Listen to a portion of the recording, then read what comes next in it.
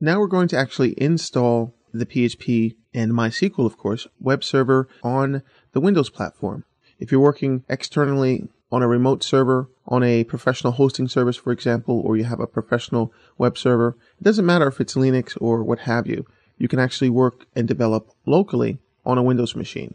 And I'll show you how to do that. In order to save time, I have already downloaded the Windows software packages that I need from wampserver.com, W-A-M-P server.com. This is the package I will be using throughout this tutorial. If you have not already done so, I recommend that you download the package now and then return to this movie or the Mac install movie to learn how to install your particular platform's package. Now the IIS install can get a little bit tricky. You can download PHP from php.net. You can download MySQL, the latest version, from mysql.com. And you can also get the Apache server from apache.org or just use IIS. Those installs can be pretty straightforward, but then some configuration settings need to be taken care of, so you have to really watch out there. And I just would recommend you using WAMP server. Now I have it here in the directory structure that you see for the website. What we're going to do is double click on the 5.1.43 version that we have here from the website. Be sure to also download the package for developing in PHP 4. If you're developing in PHP 5 only, then you don't have to actually install the PHP 4 add-on.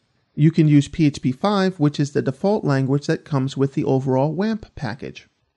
And I also have the installers here. This is just from php.net. This is going to be what you're going to actually download if you just want to install PHP into IIS. If you want to install the software packages on your own, you'll need to watch the Software You Need video very closely and use the links I provide for php.net, mysql.com, and apache.org. But again, if you're new to PHP, I strongly recommend that you use the WAMP installer package, because installing all of these packages separately can be very difficult. This is the easiest way. It's using WAMP server. It puts everything together for you, as you're going to see.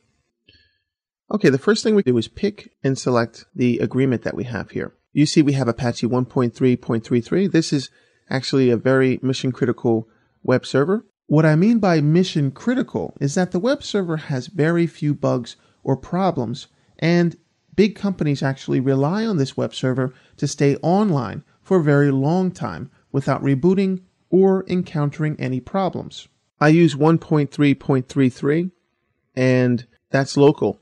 And I also use 2.0. You can have them both installed on the same machine.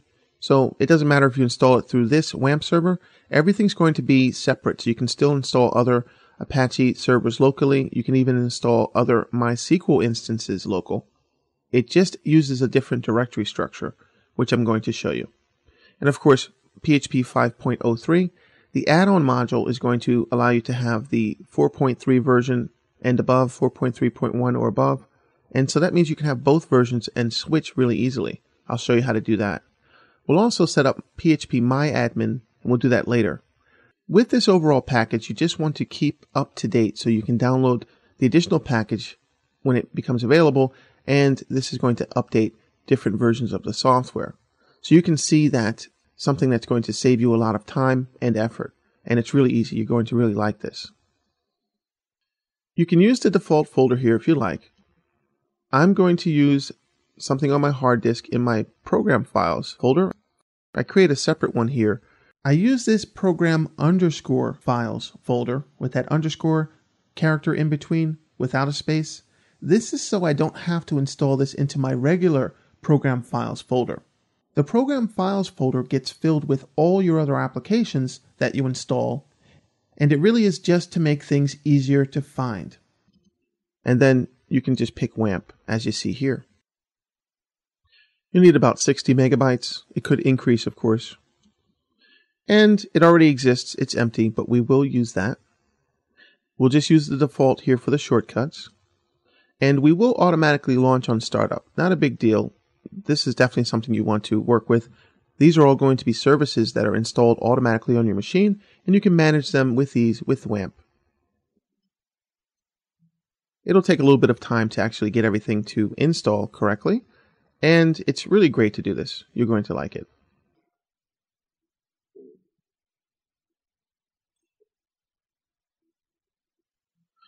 Now we pick the www folder, and incidentally, this is where your files can go.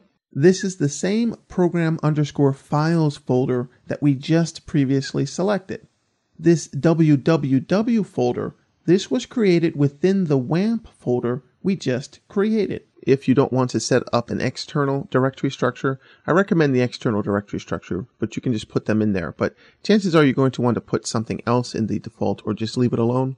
Maybe some sort of local admin screens for yourself.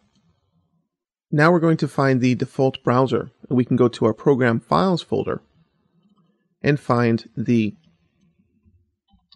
Mozilla Firefox, and then we can select that with the exe.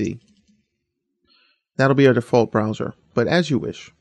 You can select the Explorer.exe here as your default browser.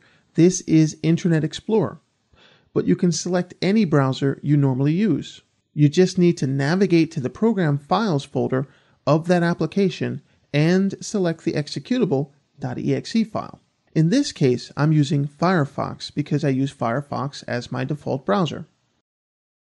Now you can install the add-on, the 4.3.1 add-on. It works very similarly. It knows where to place that there. It knows how to work with that.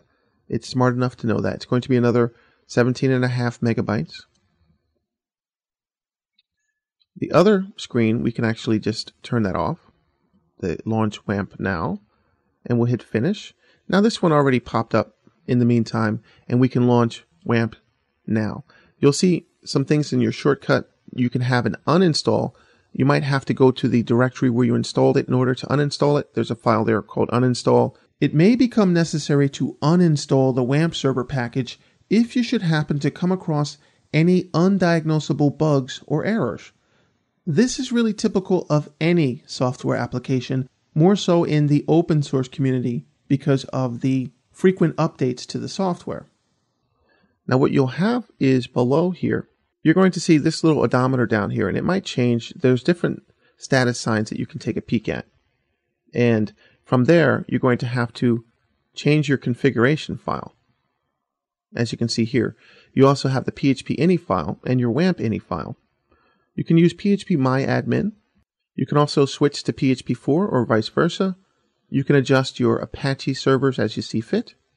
You can also see MySQL, and you can see that you can install additional services from there and start and restart or stop all the services. You may need to restart all the services if you want to. So this is how you can install it. It's very, very nice to do this.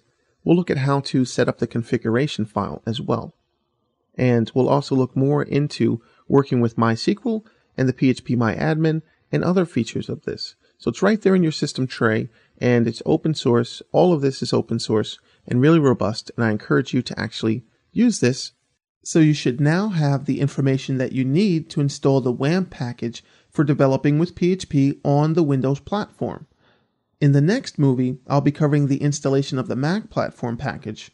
If you're a Windows user, please skip ahead to the site configuration movie.